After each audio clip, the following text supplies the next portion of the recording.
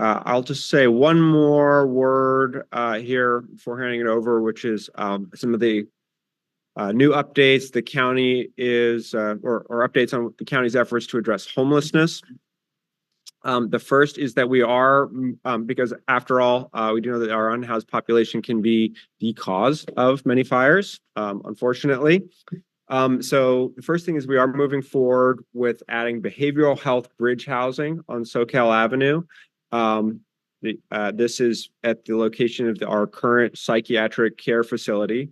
And this would be 34 units that will really ensure that folks who currently go to the psychiatric care facility can stay in this temporary housing facility. So rather than discharging people back to the streets to go, figure it out on their own, which unfortunately often means going to camp in probably Arana Gulch, which would be the closest city park. We'll have this bridge housing available where people can stay for up to 6 months, and we'll use that time to work with them. And it is a service-rich environment, meaning we do a lot of work with folks to make sure we can connect them with more like a long-term housing voucher or other ways to get them into some kind of permanent housing. We also continue to work with the city to find locations for safe parking so that the oversized vehicle ordinance can be enforced, because we've got safe alternatives for people to park their RVs in a sanctioned location where we can also connect them with an outreach worker to, again, help them find more permanent housing. The city and county are working together to provide ongoing funding for North County shelter, including maintaining the Armory Overlook camp for the short term until we figure out something more permanent. And we're also investing in homelessness prevention programs, because really homelessness is not a static, it's not a static group of people who are experiencing homelessness in our community. People become homeless every day. People exit homelessness every day. But, really the more we can prevent people from entering, the easier the problem gets to address folks who are currently experiencing homelessness. That's all I have is by way of slides. I'll hand it to Lieutenant Jones here to talk about what the city police department's doing. Oh, and because it is a hybrid meeting, if you could speak into the mic so that folks online can hear you, it would be great. Sounds. And I'll turn this down. Loud and good. So good evening, everyone. My name is Carter Jones. I'm the lieutenant that oversees the homelessness response team from the police department. We have a few special guests too in the front row here. This is our outreach team from the city that does all our outreach to the homeless population, provides those services that we were just discussing, and trying to get people that monumental task of actually getting people to accept services when we go into these places where people have encampments and things like that. Last time we were here was a few weeks prior to our big cleanup behind the Branciforte Dog Park. So that was kind of the hot button issue. So that we cleaned that up today. It's still completely clear. There is a new encampment of about 3 people off of Carroll Avenue that we have scheduled in the next 2 weeks to abate that and clean up, and have a bid to clean up that whole garbage patch area that's up there. So that's specifically in this neighborhood. That's kind of what's going on in terms of like citywide as a whole. As mentioned, the oversized vehicle ordinance and things of that nature are still like full speed ahead. And the Coastal Commission just approved like a 2-year approval for that, to then look back and see how it's going and possibly approve the oversized vehicle ordinance further after that initial 2-year period. So that's kind of from I want to say stay specific kind of to the area. We could probably sit up here and talk about the City of Santa Cruz homelessness problem all night, but really trying to keep it to the area here specific. One of the other areas that we had heard about, which isn't necessarily our jurisdiction, is but we communicate with Caltrans a lot, is people coming and camping along the freeway, specifically right outside here at the Morrissey on and off ramp. So on both sides of the freeway. So We're constantly checking in with Caltrans. I encourage you, if you Google Caltrans and report an incident, you can go on there and put little markers on where you see homeless encampments on the freeway. We do that. We check over there, but it's their area, their jurisdiction on the freeway. But just to let you know, that is something we are well aware of. So that's kind of just a 30,000-foot view of what's going on in the city.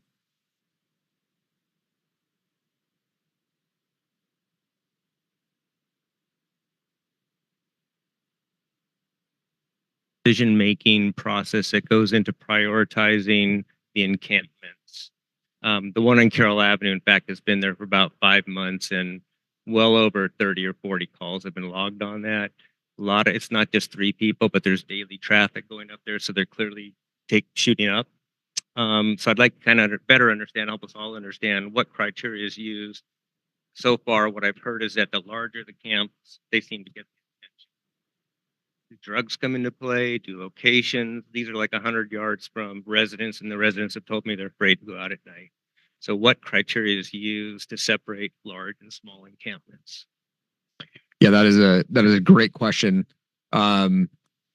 So we have weekly meetings where basically all of us jump on a Zoom meeting and we bring up all the new encampments that come in.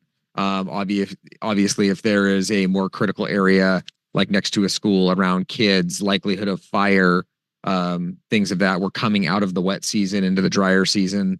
So all those things are one of the check marks that we look at. As you know, there's no shortage of encampments throughout the city. So it is kind of complaint driven. So when an area is more off the beaten path and isn't really seen and has lower complaints, those tend to not get higher on our priority list. But I won't speak for Tim Shields here, but if there are areas that are definitely more fire risk areas, those definitely, they can come in later, but they'll definitely like leapfrog other encampments.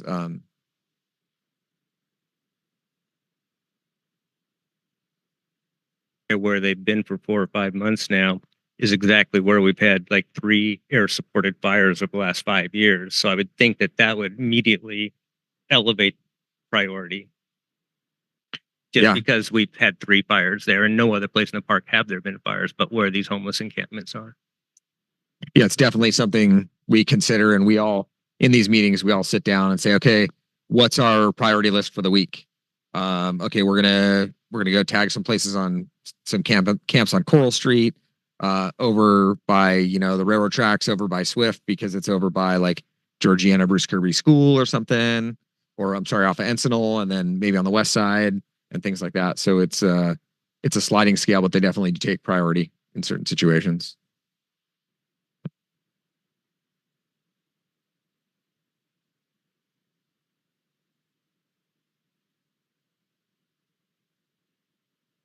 Get people, unnerved at times, as you're well aware. That's great. And you're talking to about half the people that sit on those calls and lobby for what's dealt with next. So it's a good cross section of not just my ears, but everybody in here hearing what needs to be a priority.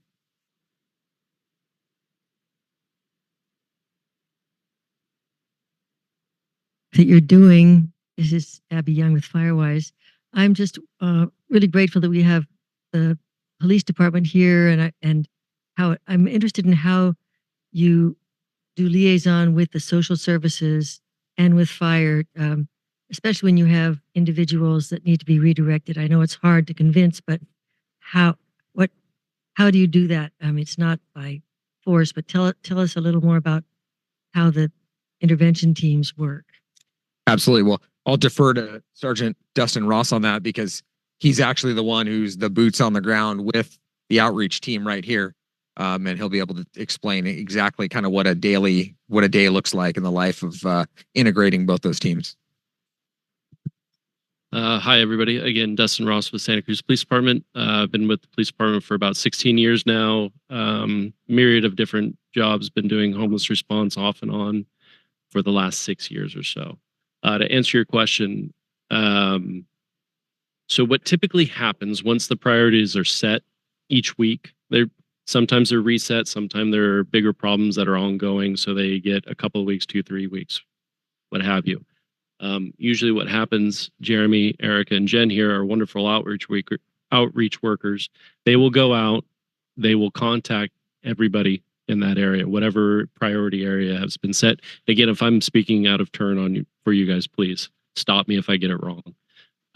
They will go out, they offer every service under the sun that they're able to offer people.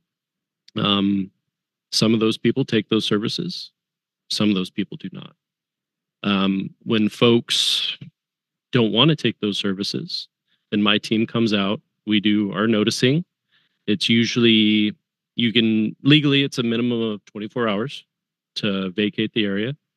What we normally typically give, because we understand that life happens, is usually about anywhere from 72 hours to a week to vacate an area. That gives our wonderful outreach workers who do a ton of hiking, a lot of time to go out and talk to people at different times of the day, different parts of their life, to see if maybe during the day they don't want to take those services, but maybe at night they want to take those services, or in the early afternoon, what have you.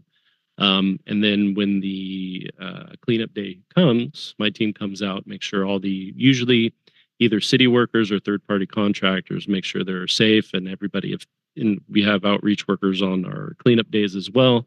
If people go, you know what, I'm tired of living this lifestyle, I want to get into shelter, I want to get into mental health, drug rehab, everything that can be offered to them, they're going to be there to get them into those services. So quite honestly, these three right here are the biggest heroes in our homeless response team.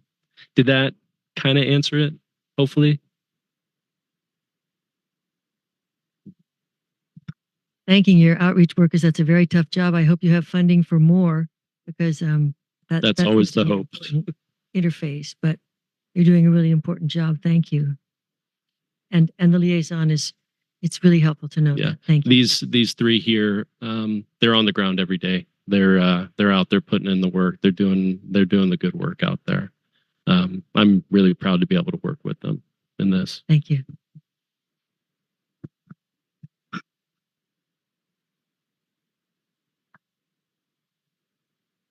Oh, goodness. I have so much to talk about. You guys might be here for hours, so buckle in. First of all, I want to thank Supervisor Koenig for having us and the opportunity to reach out to the community. Second, I don't know if I'll throw a shout out to my boss, Chief Odie, who's up at the Giants-Dodgers game, so that's why I'm here speaking today. Go Giants. So I'm super excited. Even more so than I normally am, because I have so many great things to communicate to this community and to the city itself of very exciting things that are ahead of us, and some great things that we are looking behind that we've accomplished. First of all, the recognition, thank you for bringing it up, of our Prospect Heights Firewise community, which was the first recognized community in the county. So good on you. Always looking to expand. So any of you who are not part of their community, please sign up. As you've heard from Supervisor Koenig, there is some insurance advantages that do play into being part of that Firewise community. We also have a very healthy community over on the west side off of High Street, the Highland Group. And we are on the brink of starting one on Western. So we'll ring the whole city now with Firewise communities, and hopefully that'll benefit all of the residents here. So that's exciting. Secondarily, we have just finished up a lot of our veg management grants through fantastic support from the State Coastal Commission and CAL FIRE. We were able to accomplish vegetation management in Arana Gulch, Moore Creek, and Poganip. And the really exciting thing in Poganip, we did sort of a test management plan of removing invasive species. So we were able to remove 6 acres of acacia following the Parks Department's invasive management species plan. And we hope we'll see how that goes. It happened this last fall, so we'll see how, hopefully they won't come back. We are able to apply herbicidal treatment per their plan, and hopefully they'll be eradicated.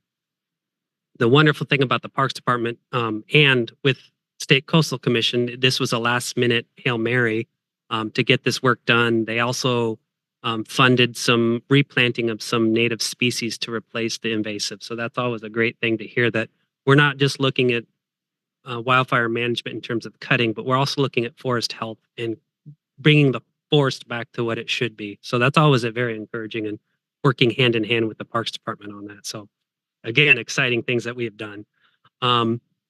Third very exciting thing is, I told you I'm cheerleading today. We received a rather healthy grant from Congressman Panetta's office in the form of about $400,000 that we are purchasing a new Type 6 fire engine. And what that is, it's a quick response vehicle for wildland incidents. So think of our big engines that we need to respond, like to the Grant Street fire, where we have to get a lot of personnel, apparatus, water to a scene in the city. This is a quick response vehicle out in the wildland areas where it's four-wheel drive, it's a smaller footprint, and it's very nimble, so we can get deeper into those incidents. A lot smaller than the Type 3 CAL FIRE engines and the Type 3 engines that we have that you'll see on some of these wildland incidents. So that is a fantastic opportunity for the city. We've never had one before. And amazingly, even with this sort of delay in acquiring equipment, we are anticipating receiving delivery in February of next year, which is an incredibly quick turnaround. So very excited about that. Again, see, cheerleading. Another fantastic thing that's coming on is with our budget. Now, I'm going to caveat this in saying that it still has to be approved in the budget hearings coming up through council. But I was given they took money away with some budget cuts. This was supposed to be a status quo year, but I was able to make the case to receive some veg management funding back into my budget again. So I'll have additional funding.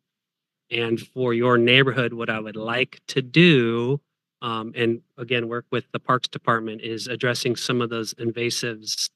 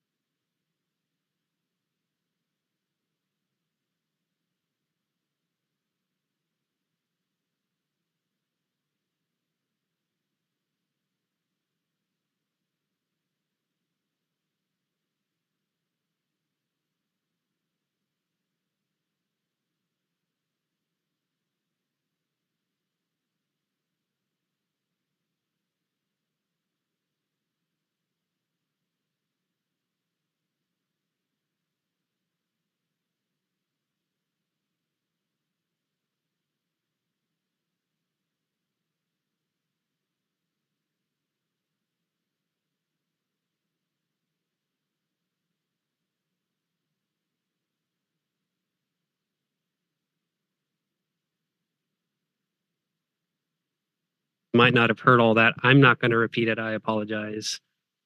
I'll send a newsletter out.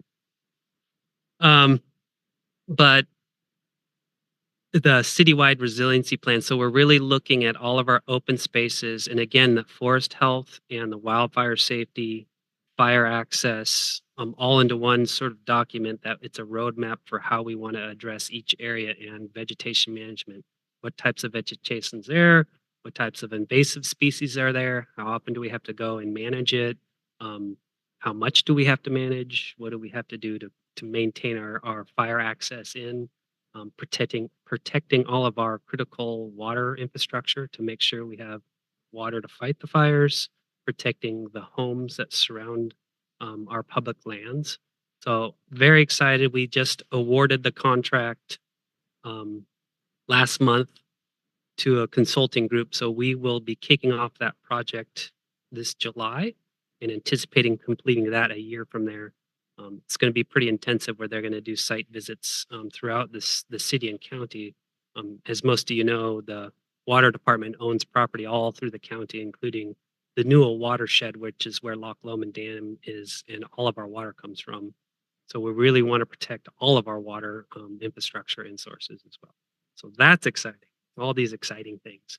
But that's not the most exciting thing I have for you today. I know.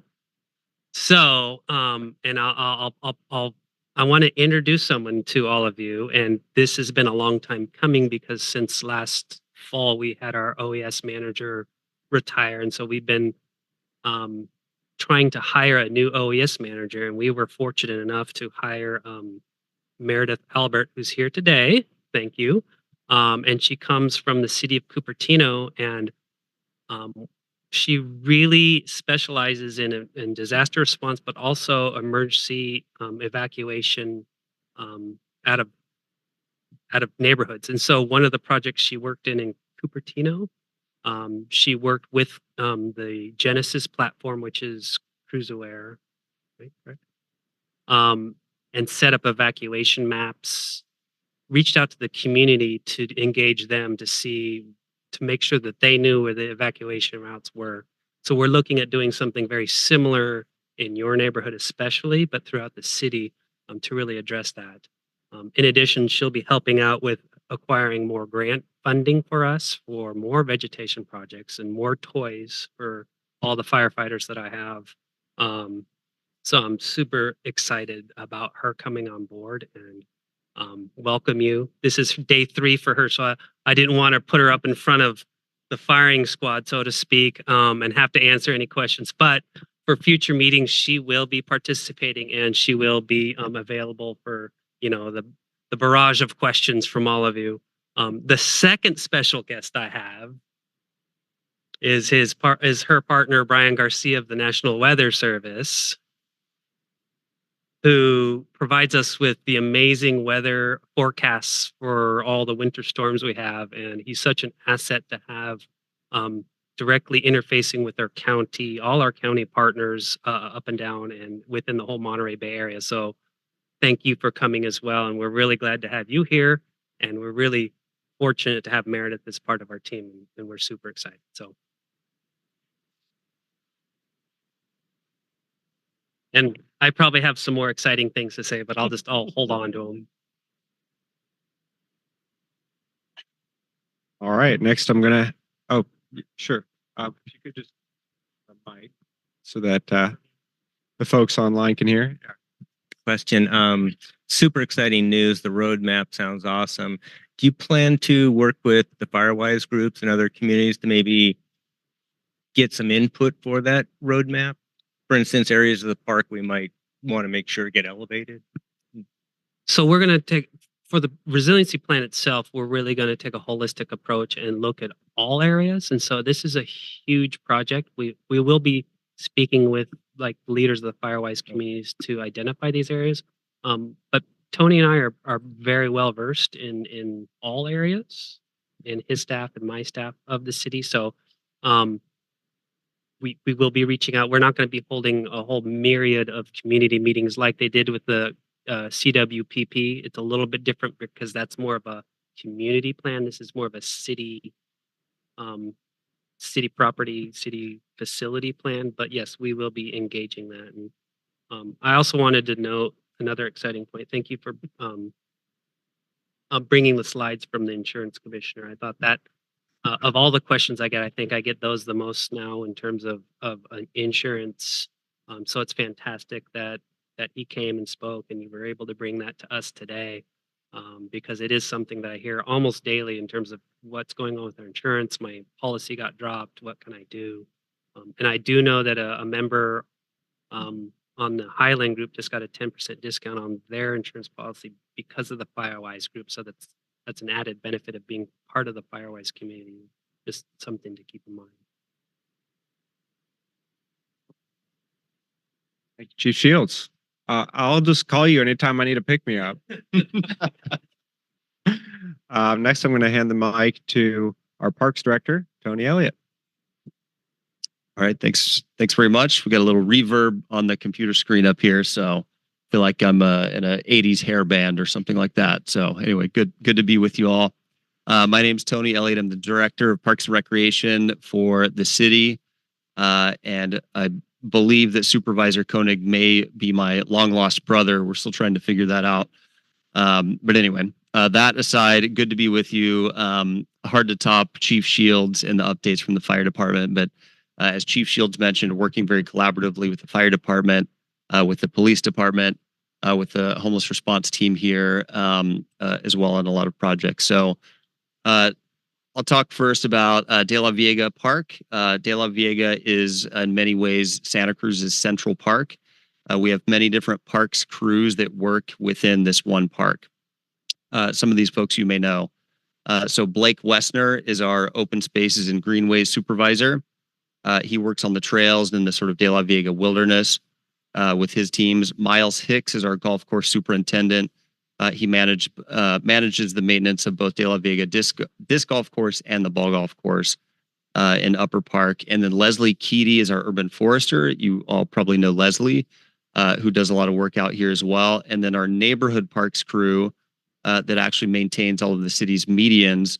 They do all of the vegetation management work along the sound walls along the highways. So sort of on the inside of those sound walls. So many different parks crews that are doing work right in this area. So all of these folks are unified under our park superintendent, which I'll give a shameless plug quickly that position is currently open and being recruited for. So if you're interested in being a future leader in the parks division for the city of Santa Cruz, go to our website, and that position is open for a week or so to apply. So lots happening there, but a really great team doing a lot of different things. So I'll touch on a few of those quickly.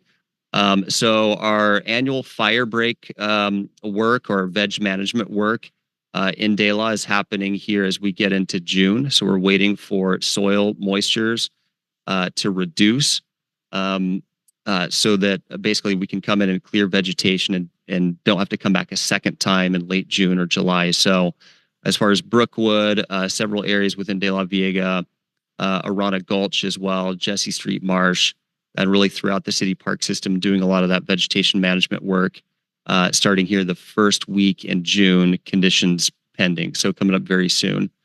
Veg management along our sound walls that I mentioned, that will happen in the July timeframe. Things are looking very shaggy right now out there in the medians and along those sound walls. So always a risk. We worry about that errant cigarette butt that's flipped out of the car window, starting a fire. So we're getting in there. We've mowed those down on medians once or twice already, but everything keeps growing back. So the early July timeframe will be our last big push to clear that out this spring and summer. Gosh, lots of other things going on. I want to talk a little bit about Branch of 40.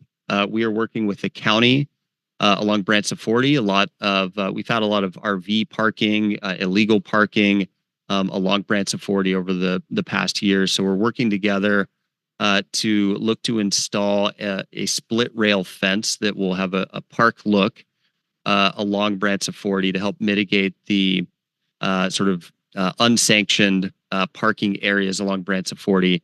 So these were some of the areas that Lieutenant Jones sort of spoke about when we cleared the encampment above the dog park. So a lot of RVs or cars were kind of pulling off, taking things up the hill along Branch of 40. So we want to put in a fence through there that doesn't look terrible.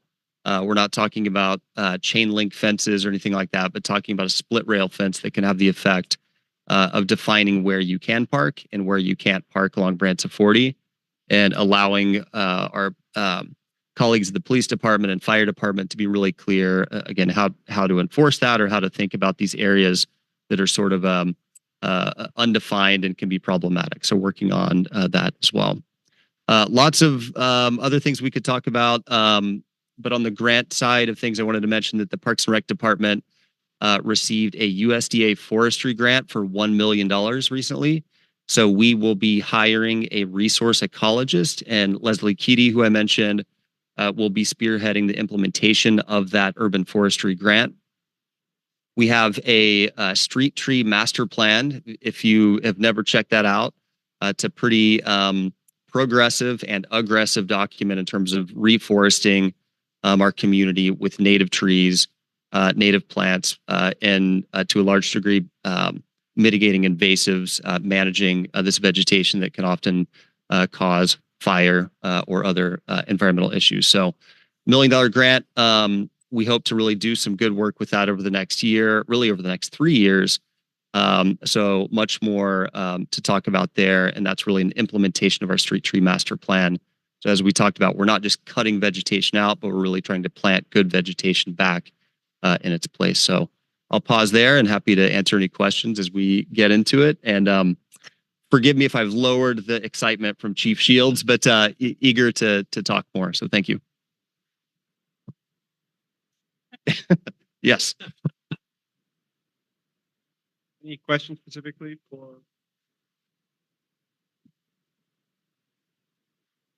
Sorry to be monopolizing. I just wanted to thank you and your department because you've worked with us on some collaborative ways as well on and with the fire department to work on De La Vega. And I don't know if you want to say something about the invasive species project we just completed with Blake's help and others. And so we appreciate the outreach and also whatever the neighborhood can do as well. Let us know. Add to that, we did have got some momentum going on volunteers getting up into the woods, and anything park and city can do on their side is motivation for more of our volunteers to get involved. So we really want to make this a partnership and not build this big volunteer team and then only go do things at that point, but start to work with you so our volunteers get more engaged, then more volunteers become engaged in that team and we get a bigger team, then we can kind of help you guys scale. I guess my question for the $1 million grant, is any of that allocated for fuel reduction, or is that mostly just, bringing in additional native species and things? It'll be more toward planting and kind of managing the urban forest. But I appreciate your point about the partnership, and I think it's a really good one. And another partnership that we have, and I think the Firewise group collaborates as well, but it's with Santa Cruz Mountain Trail Stewardship. And they have, or they're hosting National Trails Day coming up on June 1st. So they'll have volunteer opportunities all across the county, several within the city, but definitely with a focus at De La Vega Park. So in terms of cleaning up trails, managing our trails, some of that vegetation management that comes with that, rock armoring, these type of things, a lot of that work will happen on June 1st. So again, a plug for one of our partners and a way to get involved on the trail side. Yeah, there's so much good work being done up in the park. Congratulations to everyone. And if we can just kind of get things organized a little bit more under maybe the umbrella of these grants, I think we can have a more efficient impact up there. Yeah, agreed. And in lots of ways, if anybody's involved in the disc golf club, we've got a new MOA or a new agreement with the disc golf club on how we're working together to manage vegetation and trees up at disc golf. Same with Shakespeare, the Audrey Stanley Grove. We have a lot of eucalyptus trees back there, but over the past few years through grant funding, we've planted, I don't even know the number, but probably close to 100 redwood trees in and around that eucalyptus grove to try to fight off the eucalyptus trees. So rather than going in and just cutting all those down, we're trying to let the sort of natural cycle take over and get redwoods in place of these eucalyptus trees. So that's a partnership with Santa Cruz Shakespeare as well.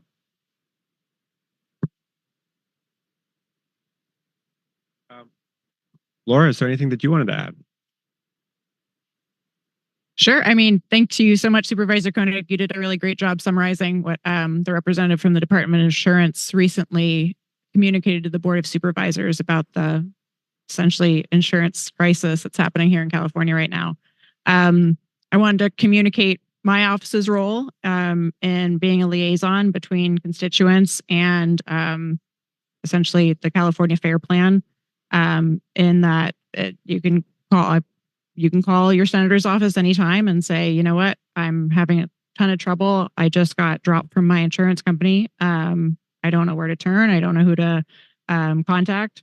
We can help you out. It's not a great fix, but it's a short-term fix. We can help you sign up for the Fair Plan. We can tell you which insurance agents can coordinate your Fair Plan policy. If you're just not getting great feedback from the insurance commissioner's office, we can be a liaison with the commissioner's office for you and kind of stand up on your behalf. Like I said, that's not great news. The Fair Plan isn't a long-term fix, but we can help you in the short term. But I'm here today really to answer any questions about what that process might look like.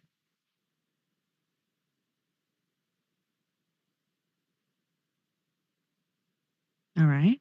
Anyone online? This is an easy job then.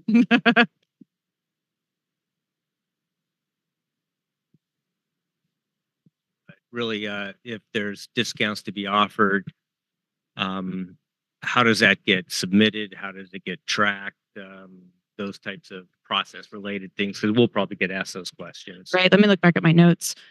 So yeah, I think actually Supervisor Koenig mentioned this, but the Fair Plan began offering insurance discounts for essentially the things that Firewise communities are already doing. They're 5-10% discounts. If you're able to show evidence to the insurance commissioner's office, or to the Fair Plan rather, that you have put home hardening practices in place in your community. And if for some reason the Fair Plan denies you that discount, or denies Firewise communities that discount, they do have the right to, communities have the right to appeal.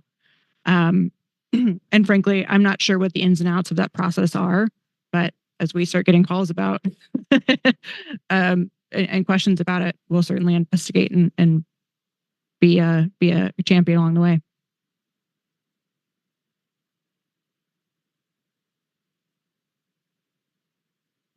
And so is that enough? Those kinds of details.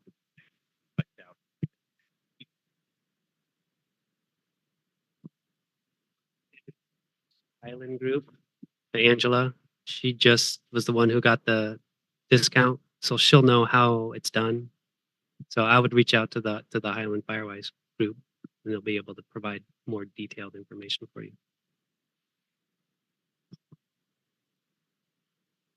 Any more questions here in the audience for any of our panelists? All right, I'll turn to the online audience. Are there any questions? Feel free to click the reactions button and raise your hand if you have a question or comment that you want to share.